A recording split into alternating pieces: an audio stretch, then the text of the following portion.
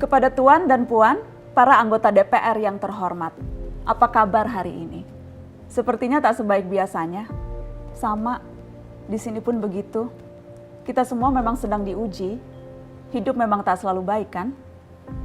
Seperti kami-kami ini, Tuan dan Puan juga mungkin lebih banyak bekerja di rumah. Kalau lihat siaran sidang atau rapat terbuka di gedung DPR sekarang sih kelihatannya banyak kursi yang kosong. Tapi biasanya juga kosong kan ya? Tuan dan Puan anggota DPR yang terhormat. Saya perhatikan parlemen-parlemen negara lain fokus melawan corona. Tapi rasa-rasanya isu-isu yang keluar dari Senayan belakangan kok kebanyakan tidak terkait corona ya? Kami malah membaca DPR bersemangat membahas isu-isu lain. Contohnya, rancangan Undang-Undang Cipta Kerja yang banyak ditolak karena dinilai mementingkan kepentingan investor di atas kebutuhan pekerja. Presiden Jokowi pekan lalu sempat menyatakan pemerintah dan DPR menunda pembahasan salah satu klaster di rancangan undang-undang itu, klaster ketenagakerjaan. Ini untuk memberi kesempatan mendalami substansi dan mendapat masukan dari banyak pihak.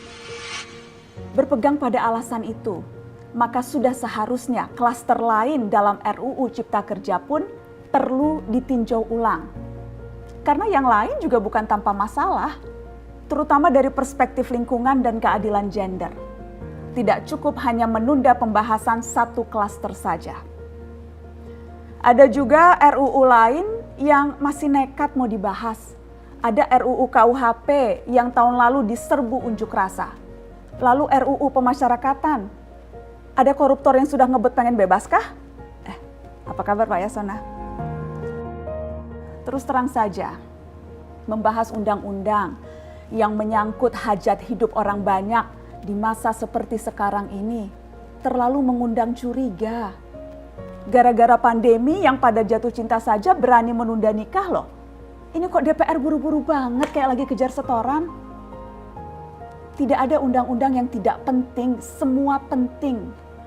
Justru karena undang-undang itu penting, aneh jika pembahasannya diseriusi di waktu seperti sekarang. Saat di mana perhatian dan konsentrasi kita sedang terkuras bertahan hidup di tengah wabah. Produk hukumnya pun berpotensi cacat bila tidak memenuhi ketentuan dan rasanya belum ada aturan pembahasan RUU secara virtual. Jika ngotot menuntaskan Omnibus Law atau RUU KUHP atau RUU pemasyarakatan, jangan salahkan jika ada yang menilai DPR tidak menjadikan perang melawan corona sebagai prioritas. Saya percaya setiap tindakan dan keputusan di masa krisis mencerminkan skala prioritas. Atau memang inikah prioritas wakil-wakil rakyat kami saat ini? Bikin ribut juga jelas tak seharusnya jadi prioritas. Satgas COVID-19 DPR kemarin dikabarkan mengimpor jamu ilegal dari Tiongkok secara besar-besaran untuk pasien positif virus corona. Satgas kemudian membantah itu, katanya ini diproduksi di Jakarta dan merupakan sumbangan Wakil Ketua DPR RI Sufmi Dasko yang akan dibagikan gratis ke berbagai rumah sakit. Kemudian dikabarkan juga jamunya mengandung bahan berbahaya dan belum terbukti klinis.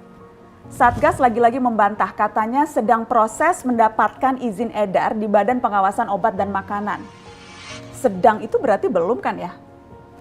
Tuan dan Puan yang terhormat, niat baik pun perlu proses yang baik. Proses yang semrawut hanya akan disusul polemik. Sementara sekarang kita sedang banyak-banyaknya menaruh harapan kepada negara. Tindak tanduk DPR salah benarnya akan selalu dilihat. Makanya sempat ramai juga warganet mengkritik Satgas COVID-19 DPR RI yang berfoto mengenakan APD saat hendak berkunjung ke rumah sakit darurat Wisma Atlet menyerahkan sumbangan DPR. Ini dinilai melukai hati masyarakat. Tenaga medis kita saja bertaruh nyawa benar karena kekurangan APD.